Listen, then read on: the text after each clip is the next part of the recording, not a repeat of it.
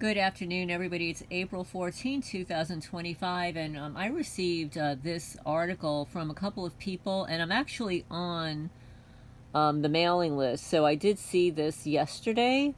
But in case you didn't see it, there's an article posted in the Gateway Pundit that I'm going to read to you, but please remember to hit the thumbs up, share if you feel inclined to do so, and this is a really interesting article. I'm so glad that it's been publicized. There are 311 comments on April 12, 2025 by Jim Hoft, H-O-F-T. Targeted justice sounds alarm on DHS-funded, quote-unquote, gang-stalking programs in explosive letter to Secretary Noem. And I'm going to read it to you. So here we go. Let me scroll down here. Targeted Justice, and just so you know, I'm not a member of Targeted Justice. I was of the old Targeted Justice, but not the new one. And I do not participate in whether or not I ascribe to what they do or don't do. But this letter, this is a good letter.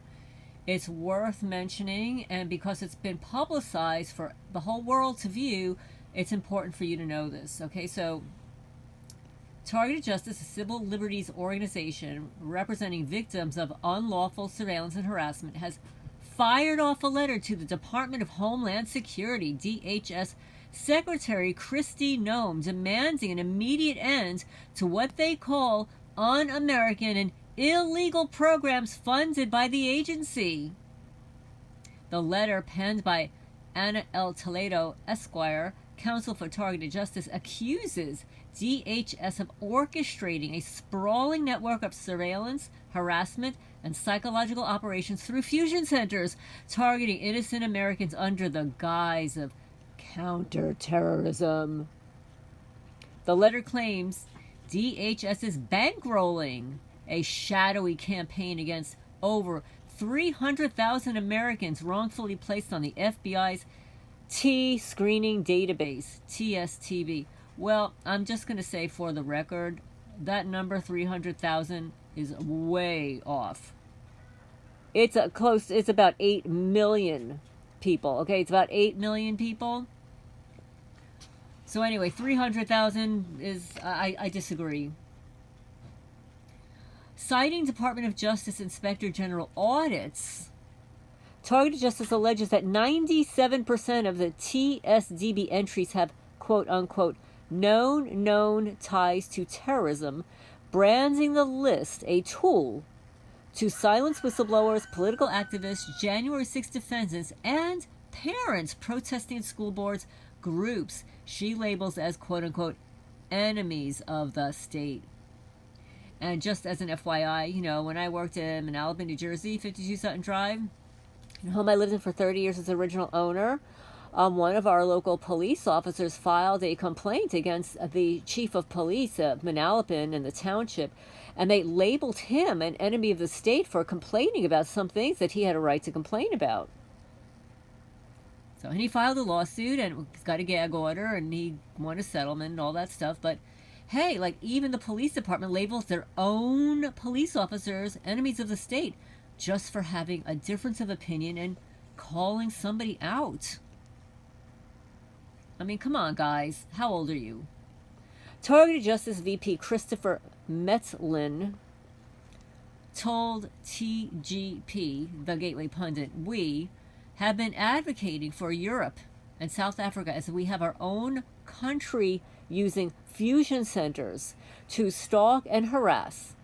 Here's a copy of the letter we sent to Secretary Noem. And I'm just going to say for the record, the fusion centers are not the only group that is targeting us. The fusion centers are data collectors. They have operatives that spread rumors and slanders into the communities that the targeted person lives. They send operatives. They co-opt, they collaborate. You remember that word? They collaborate with neighborhood watch groups, citizens on patrol, the sheriff's department, They collaborate with the county lawyer. They collaborate with private contractors. And they collaborate with InfraGard. InfraGard are the soldiers of my favorite Bureau of Investigation. Okay? Just as a side. So, this is the letter. Honorable Secretary Noem. In light of the policy set forth by President Donald J. Trump's February 18, 2025 executive order titled, quote, Radical Transparency About Wasteful Spending, unquote.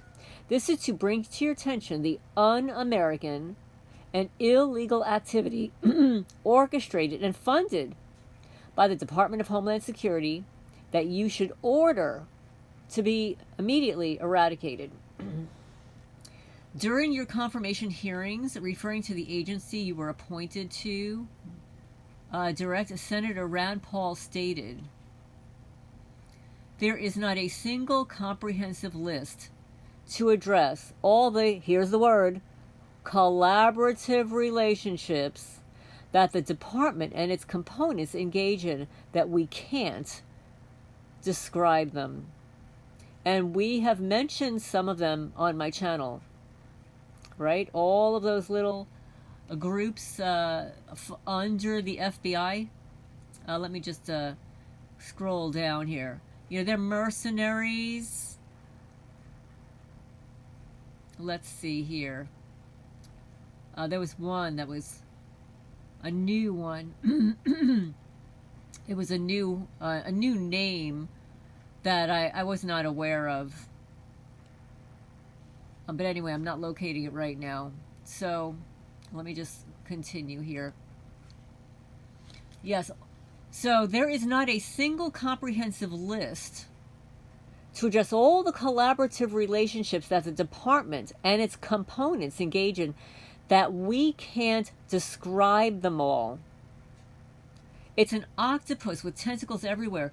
They are springing up non-profit relationships. They're InfraGard chapters everywhere. The Freemason chapters, the lodges everywhere. The COPS program, your neighborhood watch groups, they're in every neighborhood across the country. And that's why Senator Rand Paul, also a congressman, states that there is not a single comprehensive list to address all the collaborative relationships that the department and its components engage in. That's why we can't describe them. And that's called plausible deniability, passing the buck. Right? So you can't FOIA request any of these people because they're nonprofits, they're little groups, they're little offshoots, they're little clubs, they're little lodges. Can't FOIA request them, and they all fall under the Department of Homeland Security, fusion centers, and the FBI.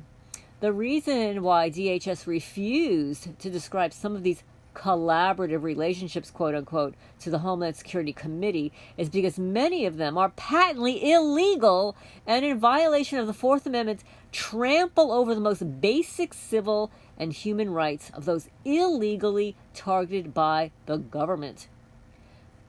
Now, again, I totally disagree with this number. There are over 300,000 Americans that Federal Bureau of Investigations officials have attested under penalty of perjury have been placed on the terrorist screening database without reasonable suspicion and under secret criteria. Well, I'm going to tell you flat out that that's wrong, because the ACLU already published a stellar document, PDF, called Trapped in a Black Box, Growing Terrorism Watchlisting and Everyday Policing. It's in 2016, it was published by the ACLU, based upon FOIA requests of the FBI watch list information. That was 2006 to 2008. And at that time of publication in 2016, there were 900,000 Americans that were on the terrorist screening database without reasonable suspicion under a secret criteria. So that 300,000, I don't know where she got that number from. It's totally wrong. So in 2016, there were 900,000. Okay? So fast forward to 2005. And at the time, they said that they were adding hundreds, thousands daily onto the program. So I spoke to somebody, I guess, about 3 or 4 weeks ago, who said that there are millions. I said, oh, what about like 4 to 8 million people? And he said, no, hundreds of millions of people are on the list. So this 300, I don't know where they got this number from. That's totally wrong. The Department of Justice's Office of the Inspector General audit reports concluded that 97% of the people on the TSDB have no known ties to terrorism. Quote unquote, no known ties to the T word, and do not represent a threat to national security. 97%. Only 0.28% of the list contains the names of actual known and suspected Ts.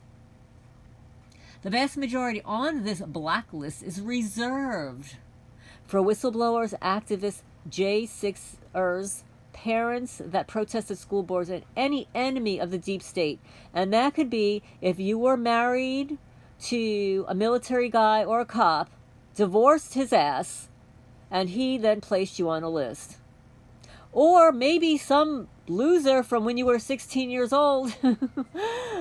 If you rebuffed them, maybe they would put you on a list, when you're 16 years old, because that's how pathetic people can be.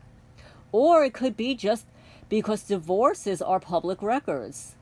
And these are predators, they're predators, so they check out divorced people who maybe have inherited a home with assets to strip, right? So the DHS imparts the directives implemented in the fusion centers that carry out the illegal psychological operations against the people illegally placed on the TSDB. Together with their Citizen Corps co-conspirators, state and federal officials, they engage in organized stalking, spying, harassment, street theater, vandalism, break-ins, and a myriad of illegal tactics to obliterate these blacklisted individuals.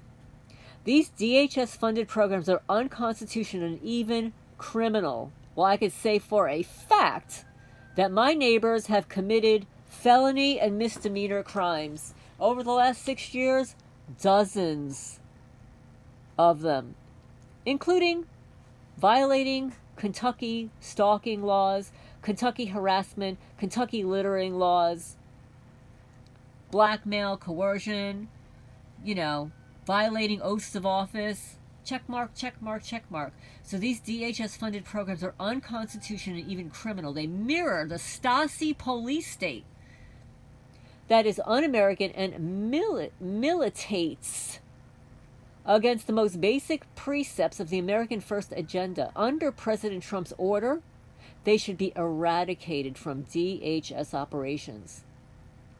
I urge you to order an immediate halt to the funding of the illegal gang stalking programs at DHS as coded as Counter T.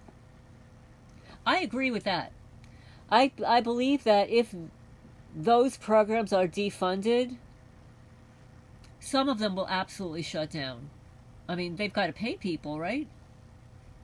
Consistent with the EO cited above, I urge you to inform the public about the closure of this nefarious chapter in the history of DHS, along with implementation of measures that will ensure such crimes against humanity will never again be paid for the taxpayer dollars that fund DHS. Thank you for your prompt attention to this urgent matter. That is excellent, but the number is absolutely incorrect of the number of people. The accusations come alongside Targeted Justice's ongoing $1.3 billion lawsuit against the Biden's regime, Department of Justice, DOJ, Federal Bureau of Investigation. I have a hard time saying investigation because that's not what they're doing. They're just instigating. FBI and DHS filed in the U.S. District Court in Houston in 2023, case number 4:23-CV-10 13, which claims a secretive McCarthy blacklist within the FBI's terrorist screening database, TSDB, is being used to harass and torture civilians. Victims named in the lawsuit state that they have no way to clear their names. No charges filed, no evidence presented, and no access to legal remedies. Violations of the 4th, 5th, and 6th Amendments are central to the constitutional claims in this case. Among the most disturbing claims in the lawsuit are allegations that microwave weapons and other forms of directed energy technologies have been used on innocent civilians, leading to unexplained injuries, psychological trauma, and symptoms similar to the so-called Havana syndrome reported by U.S. diplomats overseas, which was blamed on Russia. Of course, you know, we like to blame everything on Russia and China, but we're doing it all on our own people. Included in the group's documentation are images of victims with skin lesions said to be consistent with non-lethal weapon testing.